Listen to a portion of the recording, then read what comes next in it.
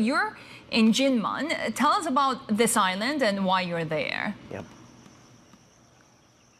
Well, Jinmen is strategic, obviously, in the course of the cross-strait relations. It is far closer to mainland China. In fact, the city of Xiamen is just about 6.2 miles across the bay behind me here. You can't see it. It's fairly foggy right now, but yesterday you could see the gleaming skyscrapers perfectly, as well as the beach down below has those steel spikes full of barnacles. But of course, they've been put in place decades ago to repel a potential traditional landing invasion by PLA soldiers. So it is kind of the front lines of the cross-strait relations, which have been strained, no doubt, for the last 8 years under the leadership of the more independence-minded party of Tsai Ing-wen and the Democratic Progressive Party, the DPP, whose candidate, the vice president of Tsai Ing-wen, is the leading candidate so far in opinion polls. But none of the three declared candidates, including the KMT's candidate, have more than, say, 35% of the votes so far in opinion polls.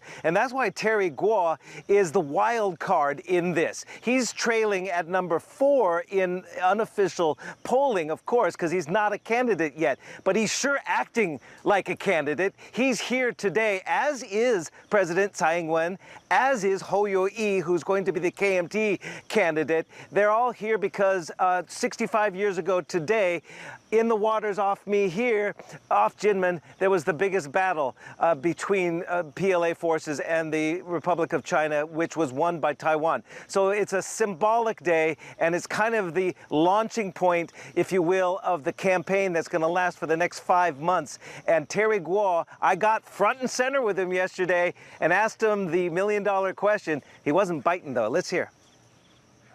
What does the next president need to do to improve relations with China? Excuse me. We talk later. We talk later.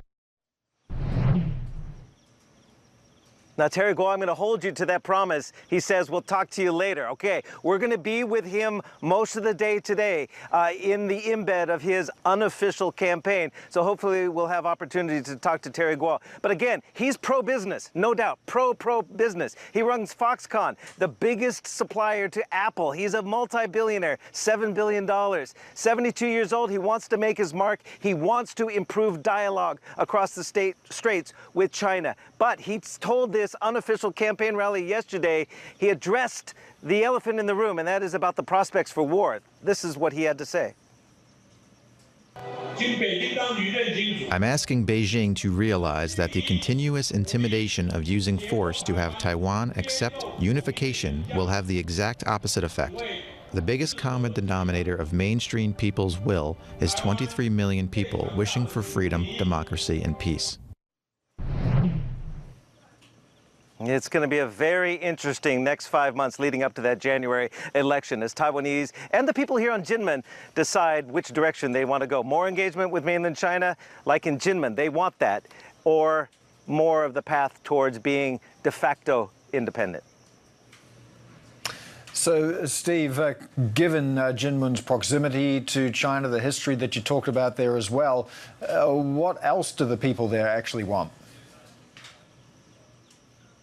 Well, keep in mind, Jinmen, of course, is much closer to those skyscrapers of Xiamen than they are to the central business district of Taipei. That's an hour's flight away, the main island of Taiwan. So really, when there's Taiwanese or mainland vacationers coming here, it's good for the local economy. And again, it's all about proximity. I talked to a local councillor, Mr. Deng, and he said, essentially, there's little the 127,000 people here, the electorate here, can do to change the outcome in Taipei because, again, this island and Taiwan is caught between the geopolitical battle between superpowers, China and the United States. This is what he had to say.